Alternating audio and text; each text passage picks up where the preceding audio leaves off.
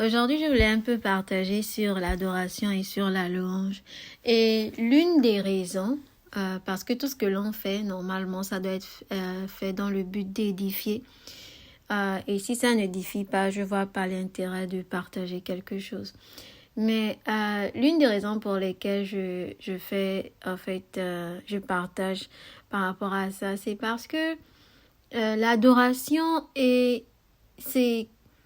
c'est ce que Dieu dit en fait.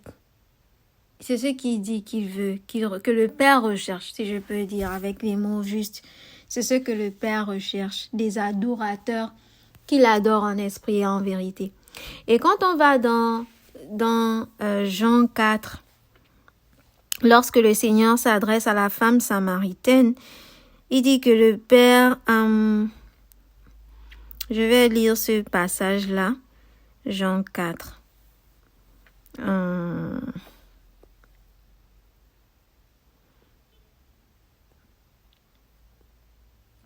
Il dit au verset... il commence au verset... Non. La femme lui dit... Seigneur, lui dit la femme, je vois que tu es prophète.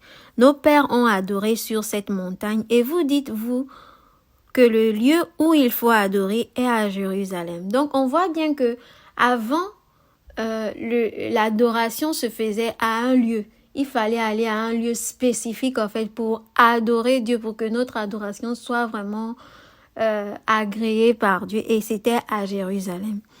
Et là, la femme lui dit, Jésus, crois-moi, l'heure vient où ce ne sera ni sur cette montagne, ni à Jérusalem que vous adorerez le Père. Donc, il ne s'agira plus d'un endroit. Il ne s'agira plus d'aller sur une quelconque montagne. Non, est-ce qu'on peut vraiment être clair là-dessus? Il ne s'agira plus d'aller sur une montagne. Il ne s'agira plus d'aller à un quelconque endroit pour chercher Dieu. Ça doit être clair en fait. On n'a pas besoin d'aller à un certain endroit pour chercher Dieu. Si quelqu'un te dit c'est là-bas où Dieu est et c'est là-bas où tu dois être pour recevoir ta bénédiction, pour avoir pour trouver Dieu en fait, je dirais il faut faire attention. Je ne parle pas et je veux bien préciser, je ne parle pas du fait que peut-être Dieu t'envoie quelque part et Dieu te veut à un certain endroit ou Dieu te place à un certain endroit. Non, ça c'est différent. Je ne parle pas de ça. Je parle de l'adoration, de trouver le Père. On n'a pas besoin d'être à un endroit. Si on te dit non, il faut aller chez l'homme de Dieu qui est ceci, ou bien il faut aller là-bas, ou bien il faut aller dans tel pays, en Inde, ou bien il faut aller ceci là-bas pour vraiment adorer Dieu, c'est un mensonge.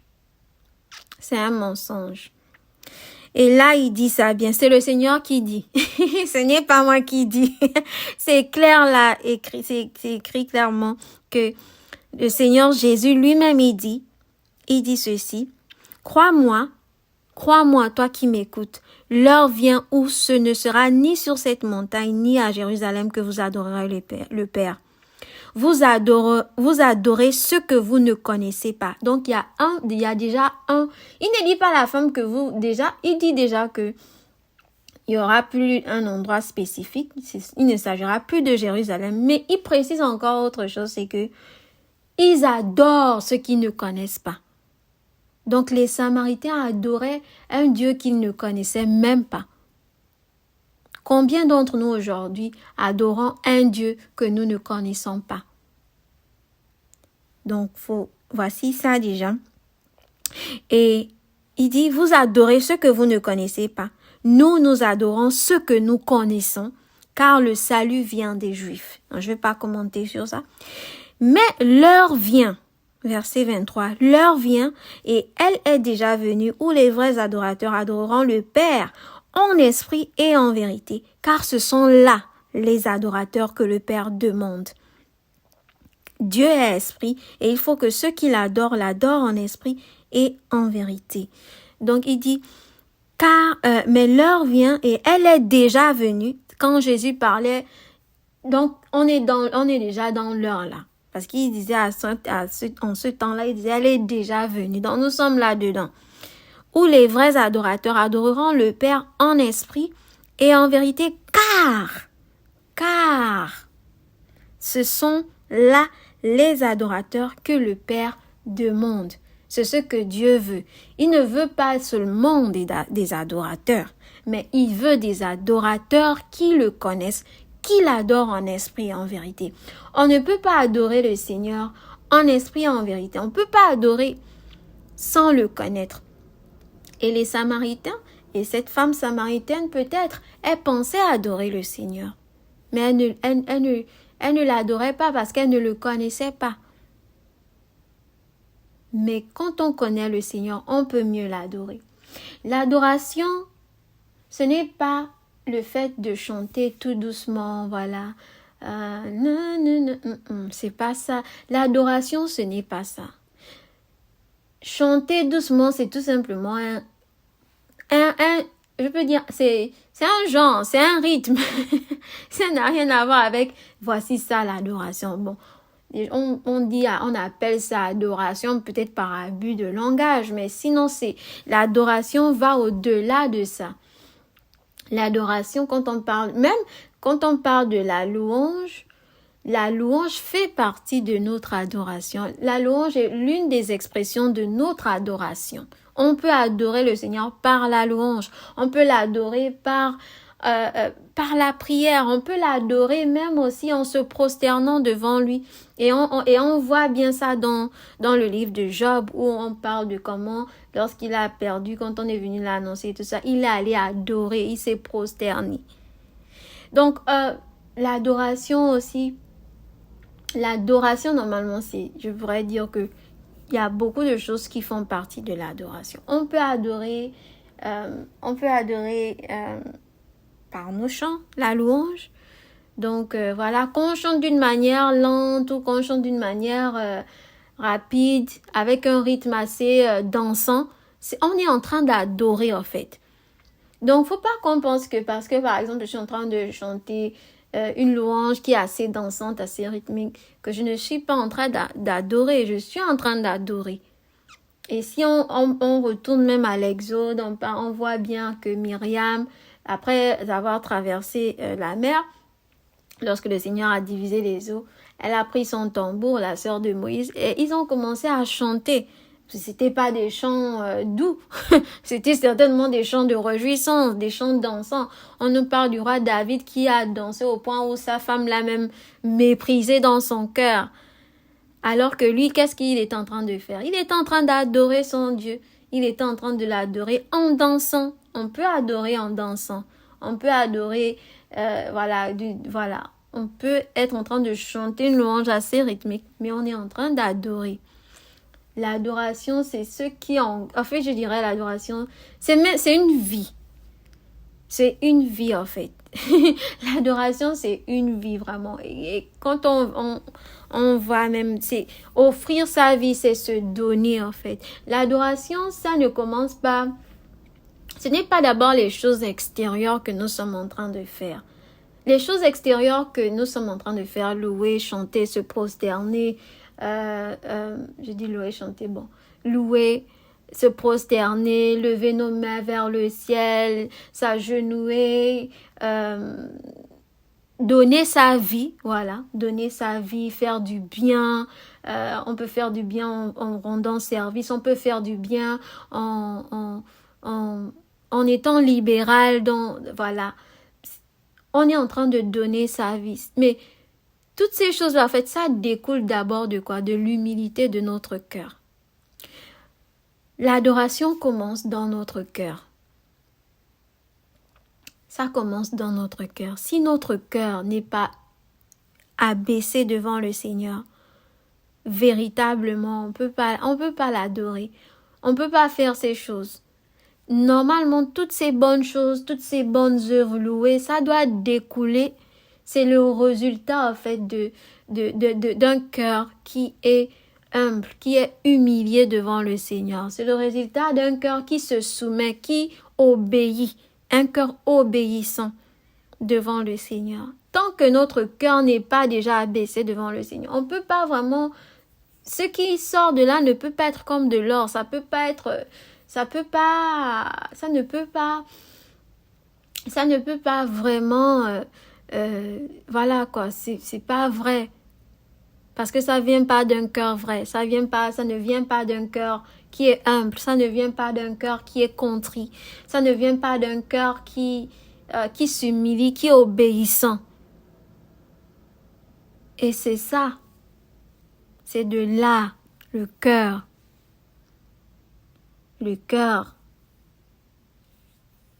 Et c'est de là que découlent maintenant toutes ces choses.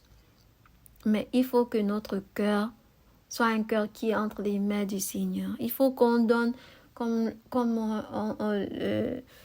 la parole nous le dit, il faut que on soumette notre vie comme un sacrifice vivant.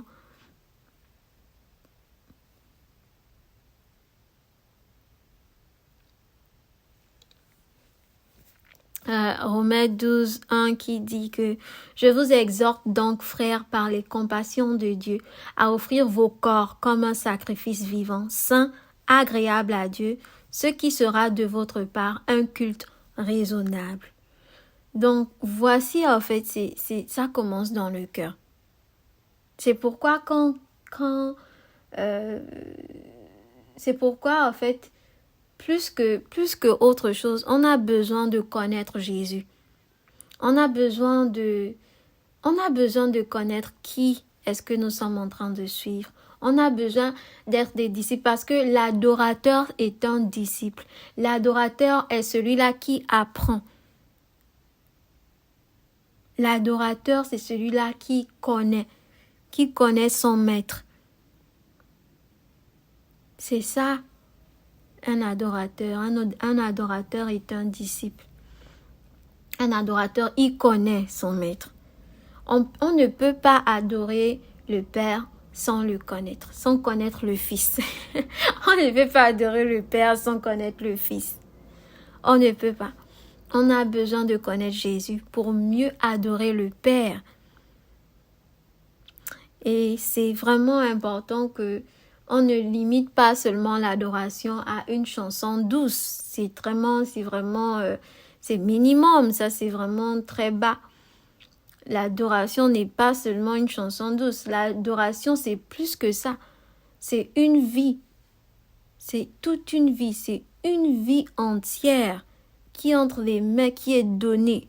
C'est ça l'adoration. Quand j'ouvre ma bouche pour dire « Seigneur, je t'adore », je ne le dis pas de mes lèvres. Et même le Seigneur le dit, ce peuple m'adore de leurs lèvres. Mais je ne le dis pas de mes lèvres, en fait. Je le dis parce que je réalise que ma vie est donnée, que mon cœur est donné, que tout est soumis entre les mains du Seigneur. Et quand je dis je t'adore, je sais au fond de moi, je dis « Ah Seigneur, tu sais, tu vois. » Parce que ça vient avec la connaissance que j'adore. C'est pas juste des paroles. C'est Seigneur, je t'adore, Seigneur. Je t'adore, je me donne, je te donne. Je me soumets, je m'abaisse, je m'humilie. Ça monte, c'est quelque chose qui est travaillé en nous, dans notre vie. Il y a quelque chose qui est travaillé en nous, qui fait qu'un parfum sorte de ce travail. Un parfum sorte de ce travail. Et là, quand tu dis, Seigneur, je t'adore. Mais ton cœur n'est pas loin.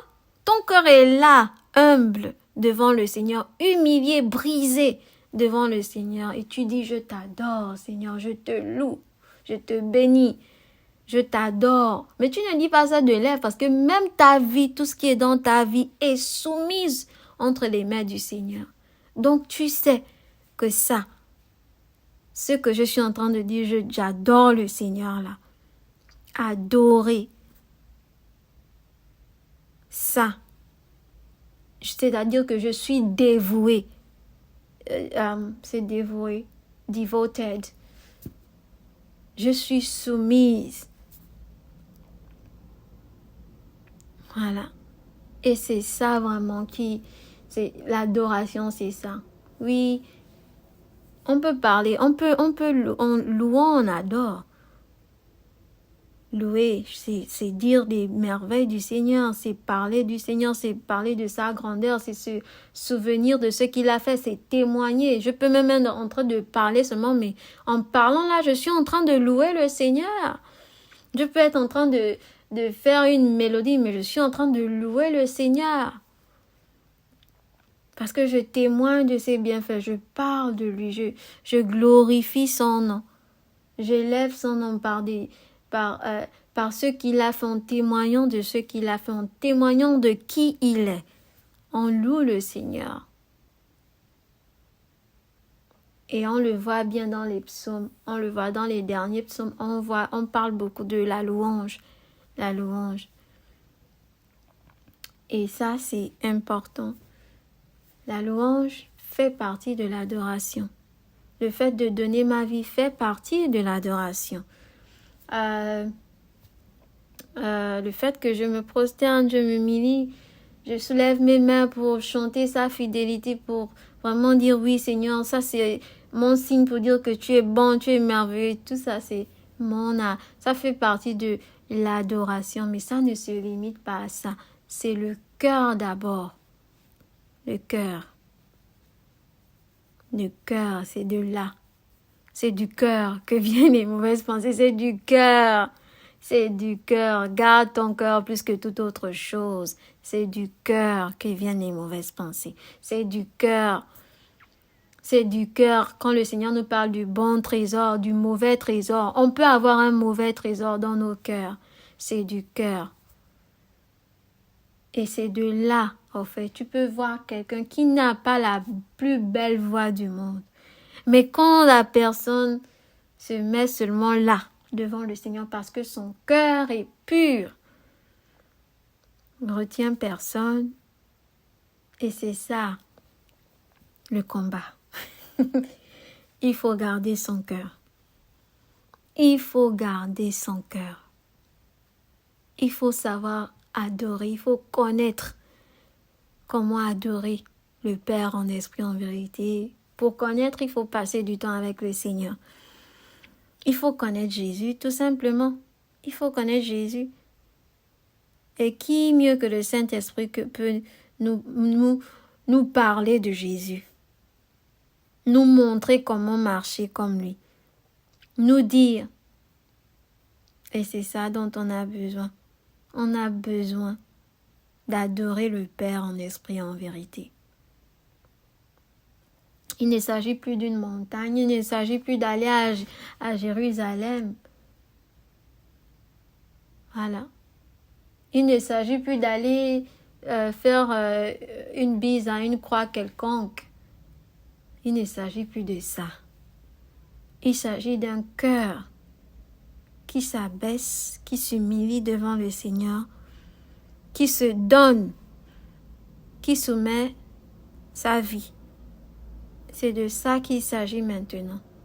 En esprit et en vérité. Ce n'est plus des choses extérieures. Ça commence à l'intérieur. Et tout ce qui est extérieur, c'est seulement tout ce qui... Ça découle seulement de ce déjà qui est à l'intérieur. Un bon arbre ne peut pas produire de mauvais fruits. Comme un mauvais arbre ne peut pas produire de bons fruits. On ne fait pas ces choses parce qu'on veut être bien vu devant Dieu. Qui peut être bien vu devant Dieu? Le Seigneur dit que toute notre justice est comme de la boue. On n'est pas justifié par nos œuvres, mais c'est par la foi en Christ. Mais on marche dans cette nouveauté de vie qu'il nous a donnée. Par sa grâce, on marche dans cette nouveauté de vie qu'il nous a donnée. Et on marche dans ses bonnes œuvres. On ne le fait plus pour être justifié de quoi que ce soit, pour avoir une certaine place. Non. Mais c'est parce qu'on a été justifié que nous marchons dans ces choses. Que ces choses abondent en nous. Et quand on ne les voit pas, on demande au Seigneur sa grâce. On demande au Seigneur, il faut qu'on demande au Seigneur ces choses. On ne doit pas demander des voitures, on ne doit pas demander des choses matérielles, on doit demander ces choses qui ne sont pas d'autres, qu'on ne peut pas acheter. La paix, la joie, l'amour.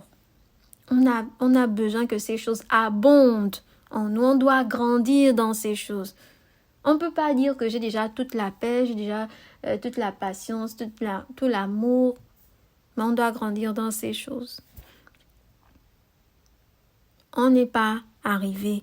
On n'est pas parfait, mais on est en train de tendre vers cela au fur et à mesure. On ne doit pas s'arrêter. Il ne faut pas s'arrêter. Il ne faut pas dire c'est bon, c'est fini, ça y est. Il faut qu'on continue. Parce que quand tu dis que c'est bon là, c'est là où le Seigneur lui-même, il vient encore te révéler que regarde encore ça. Il y a encore des choses.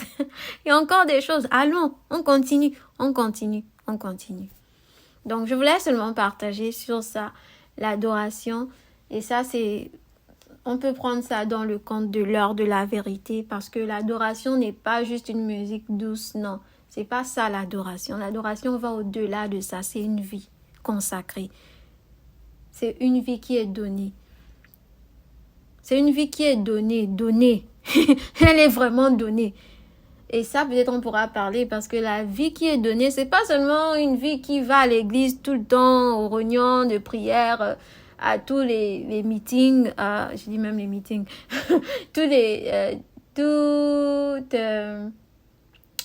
on appelle ça comment en français là? Toutes les réunions, voilà. À toutes les réunions, voilà. Tout ce qui est là, qui est organisé. C'est pas seulement ça. Une vie qui est donnée, elle est donnée partout. Elle est donnée partout. D'une manière, la manière que le Seigneur te montre, c'est là où tu dois donner ta vie. Tu donnes. Il n'y a pas un schéma qu'on peut dire que oui, là tu dois donner, là tu ne dois pas donner. Il n'y a pas un schéma. Parfois même quand tu penses que tu ne dois pas donner, le Seigneur te dit tu donnes encore ta vie. Donc, il n'y a pas de schéma qu'on peut te dire. C'est pour ça, on ne peut pas te donner une notice ou bien une prescription de médicaments pour dire que ça, c'est ça ou bien ça, c'est... Non. Il faut seulement que ton cœur soit humble, que ton cœur soit disposé, que ton cœur soit humilié et que tu vois que le Seigneur te montre la lumière. On grandit dans ça. C'est pas que quelqu'un est arrivé. Si quelqu'un vous dit que... Si une personne vous dit qu'elle est arrivée, c'est faux. Personne n'est arrivé là-dedans. Mais c'est tout simplement l'humilité qui nous fait avancer. Tu vois ton état, tu dis, ah Seigneur, aide-moi. Et tu continues. C'est pour ça même l'apôtre Paul pouvait dire que, qui va me délivrer de ce corps? Qui va me délivrer de ce corps? Mais je remercie Dieu. C'est ce qu'il dit. I thank God. Parce qu'il avait compris que même s'il était dans ce corps charnel, mais il s'est rappelé qu'il peut servir Dieu en esprit. Et qu'il peut marcher selon l'esprit pour ne pas succomber au désir de sa chair. Et donc, mais l'adoration, c'est ça. C'est pas seulement une musique douce comme on a toujours pensé. Non, ce n'est pas ça l'adoration. L'adoration va au-delà de ça. Ça va au-delà de ça. Quand on va adorer, on va adorer le Seigneur. Oui, on peut adorer par une louange, oui. C'est une manière d'exprimer notre adoration aussi. Mais ça commence dans le cœur.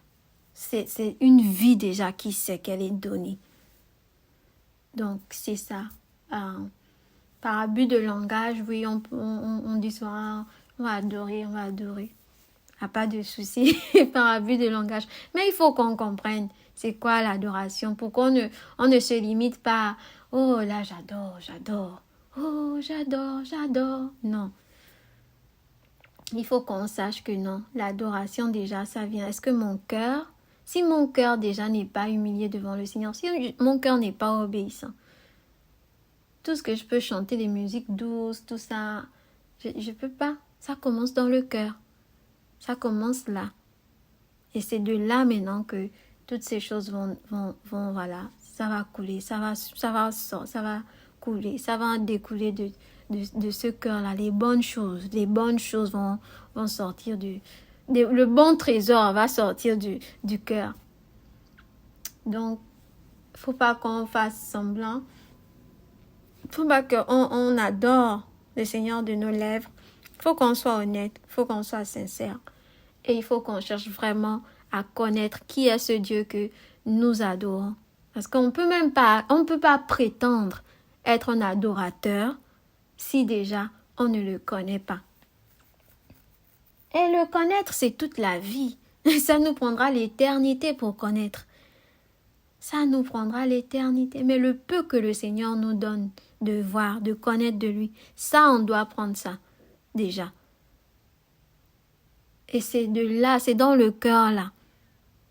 C'est dans le cœur que ça commence. Si ton cœur n'est pas déjà un cœur qui adore, ce sera facile dans les derniers temps de succomber aux tentations, de succomber aux choses qui viendront.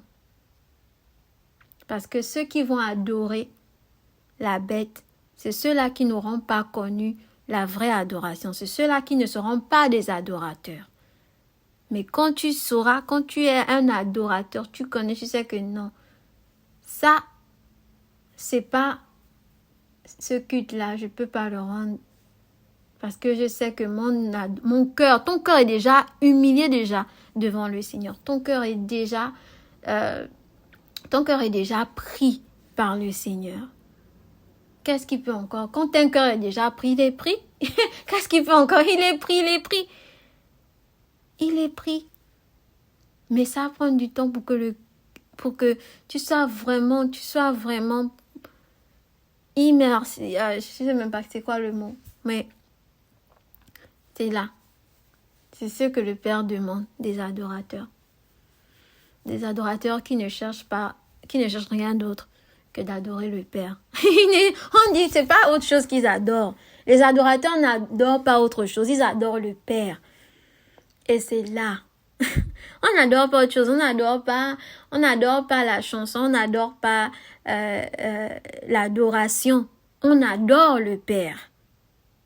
Nos regards sont vers le Père. On n'adore pas autre chose. C'est ce que Jésus avait dit à cette femme. Vous adorez ce que vous ne connaissez pas. On n'adore pas autre chose. On adore le Père. Le Père, c'est lui qu'on adore. C'est vers lui qu'on regarde. On adore le Père. On n'adore pas autre chose. Donc, c'est ce que le Père demande. C'est ce qu'il recherche. Si tu veux être un adorateur qui adore le Père en esprit, en vérité, parce que tu le connais, parce que tu le cherches, car il se laisse trouver par ceux qui le cherchent, oui, tu pourras participer à cette adoration-là. Tu pourras être un adorateur, tu pourras être à côté de son cœur. Mais il faut le connaître. Pour mieux l'adorer, il faut le connaître.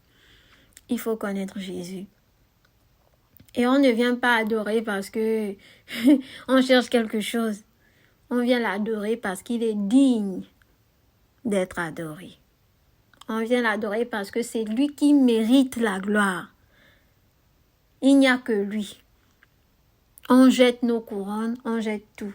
On ne vient pas l'adorer parce qu'on veut ou bien parce qu'on ne veut pas. On vient l'adorer parce qu'on a compris que il est digne et que sans lui, il n'y a pas de vie. Il est la vie.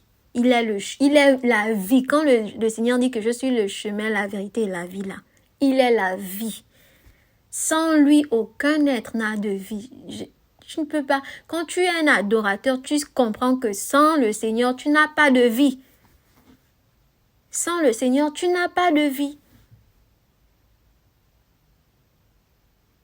Ta vie en dehors de lui, elle n'est rien. Elle n'a pas de sens. Et c'est ça des adorateurs que le Seigneur recherche. C'est pas des adorateurs qui recherchent encore, qui veulent encore être un peu eux-mêmes encore adorés. Parce que si toi-même tu veux encore être un peu adoré quelque part, demande au Seigneur sa grâce. Parce que c'est pas ça que le Seigneur recherche. Lui, il recherche des adorateurs. Des adorateurs qui l'adorent lui, en esprit et en vérité. Voilà. Les gens qui veulent être adorés, c'est pas ce que le Seigneur il veut. Il dit que personne ne prendra sa gloire. Voilà. My glory I will not share with anyone. Donc voilà. Et c'est ça. Parce que lui seul est digne. Lui seul. Lui seul est digne. Lui seul a été digne. Jésus seul a été digne d'ouvrir. Il a ouvert le mystère caché. Il a ouvert the scroll.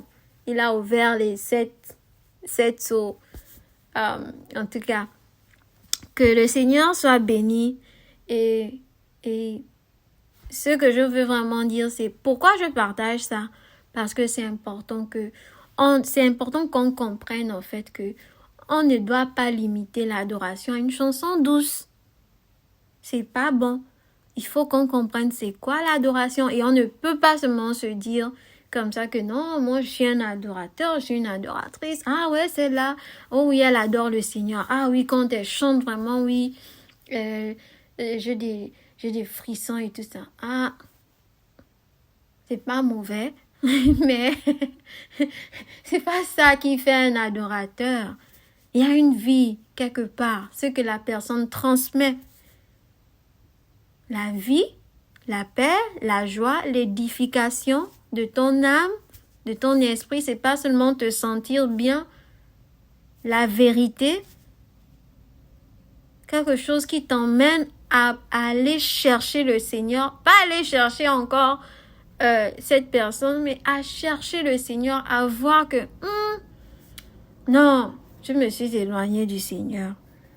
Ou bien là, j'ai besoin aussi moi-même de chercher aussi le Seigneur. Bon, c'est ce que je voulais partager et que le Seigneur soit loué. Donc, on se retrouve encore dans un autre numéro de l'heure de la vérité. Si Dieu le veut, que le Seigneur soit béni.